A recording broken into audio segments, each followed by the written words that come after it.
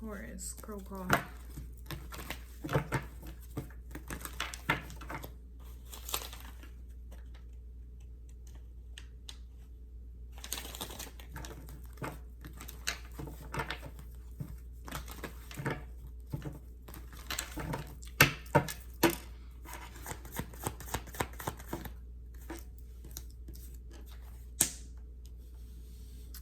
I mentioned the Lovers card in Aries reading, but now you want to show up.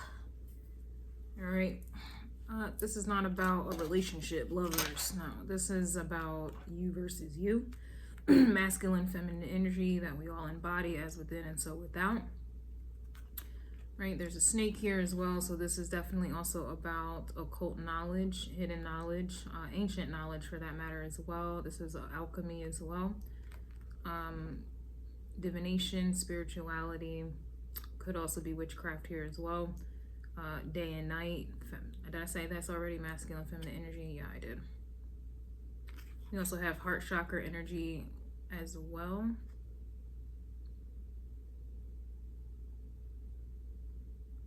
I did mention this in Aries reading.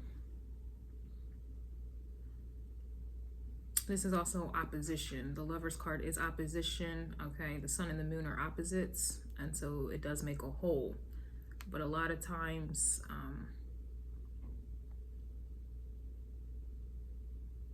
I'll just leave it at that.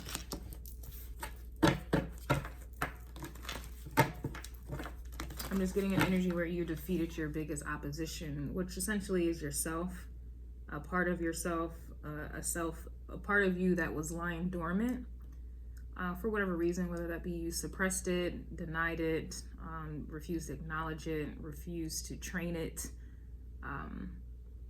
refused to embody it. All right. So when one aspect of yourself is weak, then that's perfect for, you know, your opposition, others outside of you to attack. And you were and have been being attacked for some time now, for a very, very long time. I'm not talking 2 months, 2 years. I'm talking like decades, okay? Generations as well.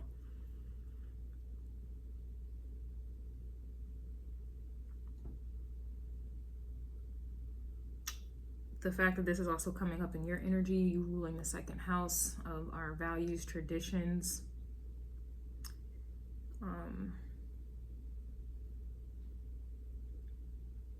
our beliefs as well.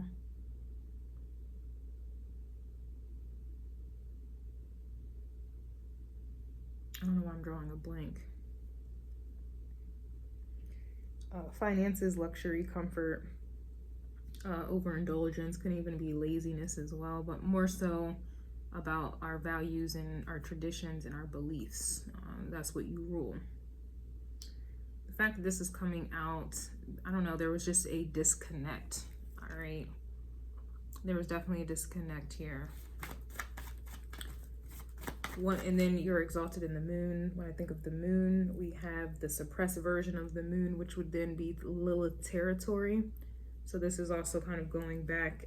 Lilith was before the Bible even came out. Okay.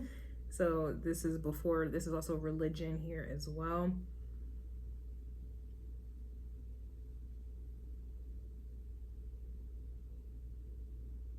There's just some aspect of yourself that I feel like was lost. But it's crazy because I don't want to say it was your more powerful or dominant side, but obviously you need both here to be powerful. So I don't know, it's giving lost treasures. The second house is also about treasure as well. So yeah, we have the World card coming out reverse. So like I said, this is not something that's been going on for 2 years, 2 hours, 2 weeks. This is something that's been generational. Decades on decades on decades, generations on generations on generations. This is repeating on top of that over and over and over and over again. I already picked up that you've overcome, this was like your biggest battle. I feel like you've already overcome it. So I don't know, this could be, yeah, we have the 7 of Wands here.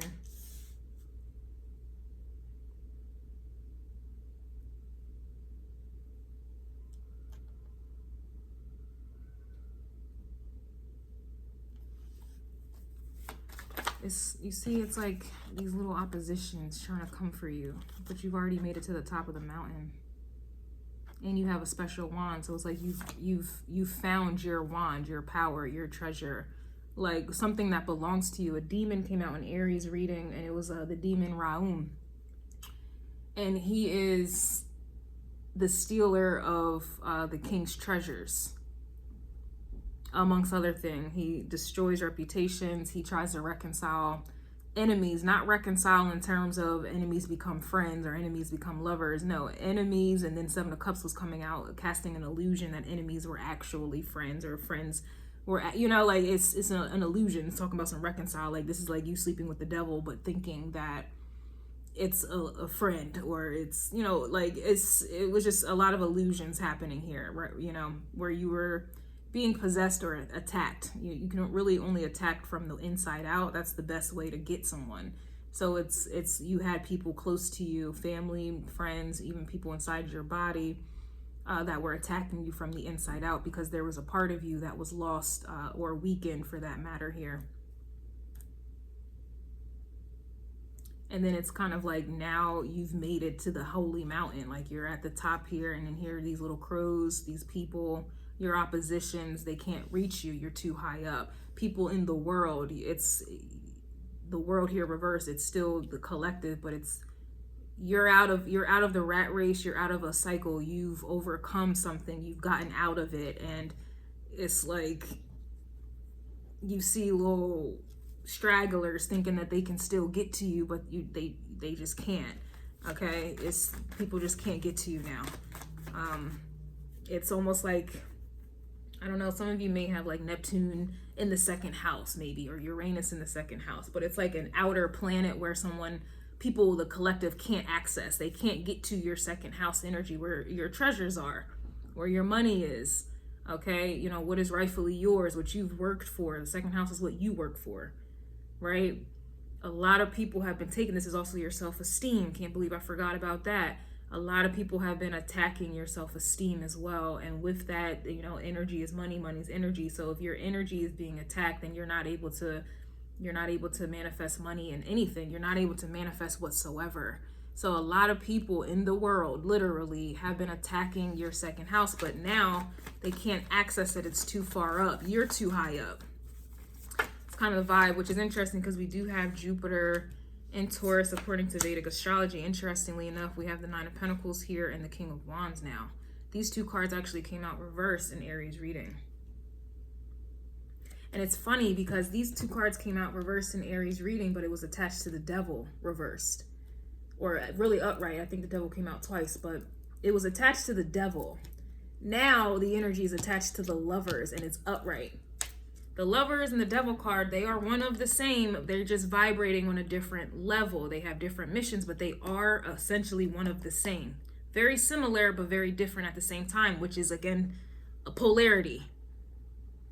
The fact that in Aries reading, where you are undergoing a lot of spiritual warfare, whether you have Aries placements or not, your riches, what is owed to you, what you've worked for, right? What you deserve, what you like. The second house also deals with inheritance as well, not just the eighth house. These were reversed, attached to a Devil. Now it's upright, attached to the Lovers, which is a much higher vibration. That's amazing, actually. And then in any other deck, I think the Lovers card usually has an angel in the background, and the angel, the same angel that you usually will see in the Temperance card, that is an angel. So this is letting me know, no wonder in Aries reading, the Empress card came out and the Ace of Wands came out. No wonder you've been fighting for your freedom. You've been fighting what has been rightfully yours. Break free and claim your birthright. You've been fighting for your birthright, and the whole world, I'm telling you right now, has been against you. The whole fucking world. And now it's being restored. Now it's being given to you. The very thing that has been taken away from you here.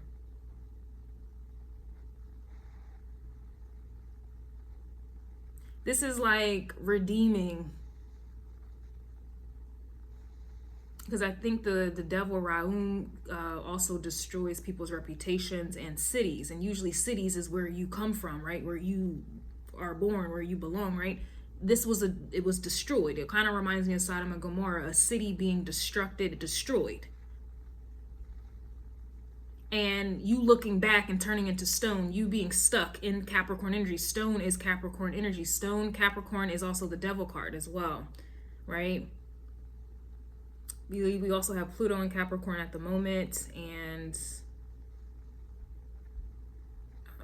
I can't remember if it's anywhere else. And I operate on Vedic astrology time, but it's like you have been, it's like your ancestors or whatever the hell it was, you, them, I don't know, they turned around, right? And they turned into stone. Therefore, it was like a curse that every generation thereafter is going to be turned into stone. You're not going anywhere. You're trapped in this city, or you're trapped here. There's no, it's like a curse or something like that.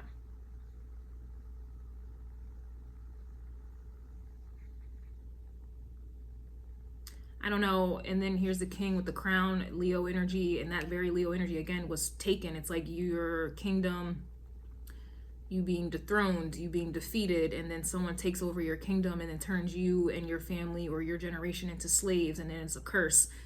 Anyway, I say all this to say, and then also, yeah, the second house is Taurus energy, you rule, but the opposite of your energy is Scorpio. Scorpio rules the 8th houses of curses. And then it rules the inheritance of said curse.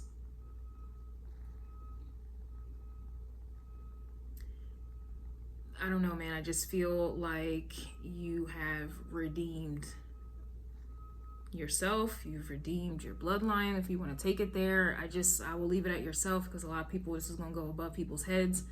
And I don't feel like explaining myself right now. So that's kind of the vibe. At the bottom of the deck, we do have the Chariot in the reverse, and we have the Ace of Cups here.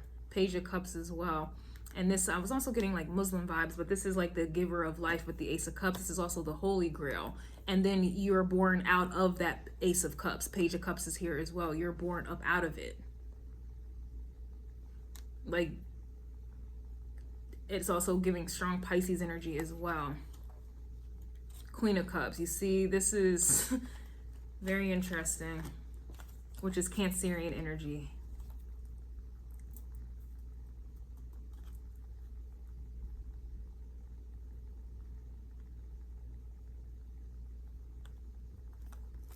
And you're exalted in the moon that rules Cancer. So, and then here's the Chariot reverse. So I'm going to take a look into this in the extended.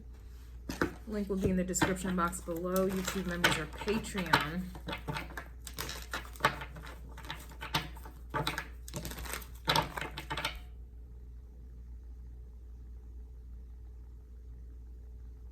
I don't know, just for me, it just feels like you don't have to run away or escape anymore.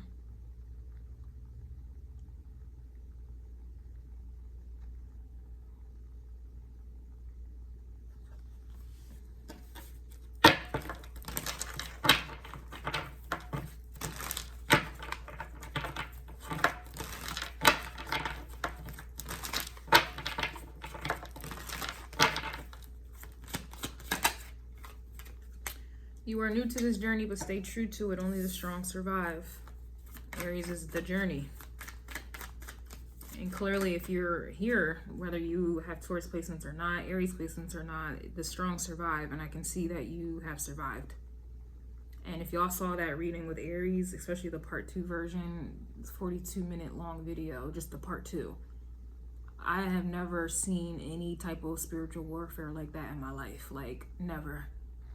Like that right there, I equated it to John Wick. Okay, John Wick literally had the whole world against him, money on his head, millions on his head, very few friends to help him, very few, if any at all, and he's just out here by himself, like literally John Wick type time.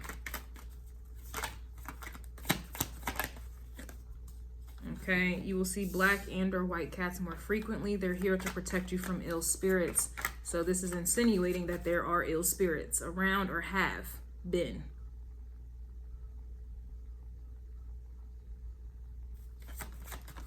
This is also indicating spirit animals as well. We have it's a slow kind of day. Your energy is also always very slow. We have the crow block is hot. Put some respect on our calls.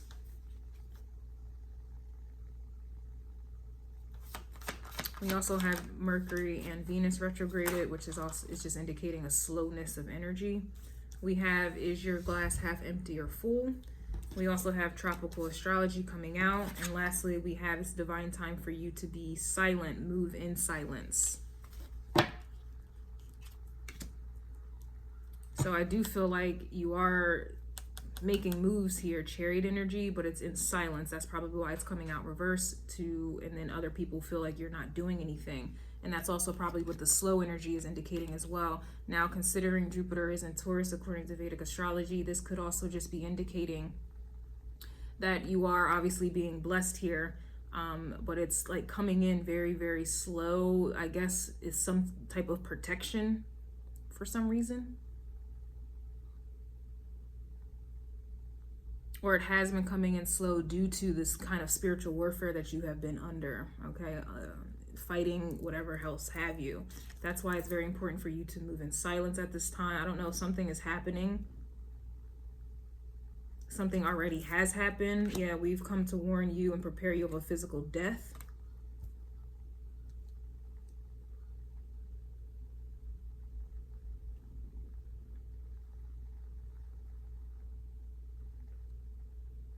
I also had a dream that I, was fighting someone in the ring and they died. So I don't know if that is, something that is going to be happening physically. Okay, but it does say we've come to warn you and prepare you of a physical death. So as within, so without, I suppose. Divine time to move in silence here. I don't know, something is happening which requires you to be silent, and also things are moving slow at this moment. But I do feel like it's also to kind of throw something or someone off. There's something happening. I do want to see what the World card is with the Seven of Wands and the extended. But that is what I have for you at the moment, Taurus. It feels like surprises. It feels like there's a surprise. I'm waiting on a surprise. Now, I don't know when Uranus is going to go back into Taurus. It is in Uranus. Uranus is in Aries at the moment at 29 degrees. And it's just been sitting there for a long time. I know it was retrograded, but I don't know if it's direct now, but it still hasn't moved.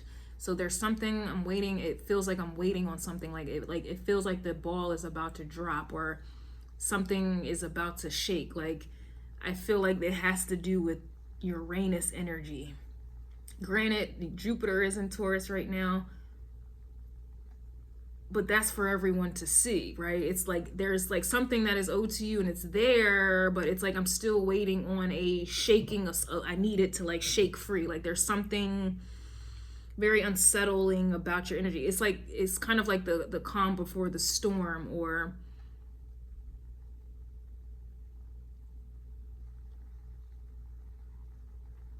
like an announcement. I feel like there's some type of announcement that's going to be made or had, or some type of,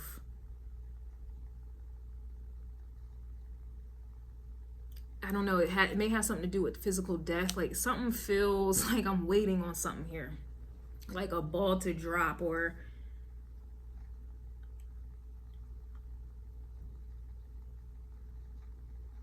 we shall see.